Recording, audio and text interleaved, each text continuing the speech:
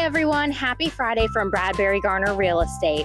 Today I'm out in Indian Beach at our new listing, 855 Salter Path Road, Unit 304. This is in the Colony by the Sea complex. This complex is a tight-knit community. They have a wonderful pool, an awesome picnic area, and this unit is on the top floor. So while you're walking up to the unit, you have beautiful ocean views. All right, everyone, let's go take a look inside. So this condo has 2 beds and 2 bathrooms and a little over 1,100 square feet.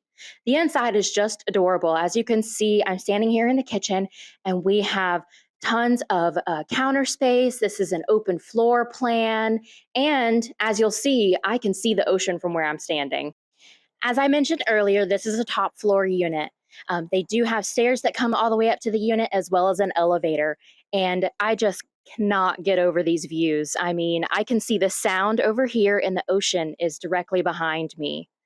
Just so you guys know, we are hosting an open house this Saturday from 10 to 12, so be sure to come check us out.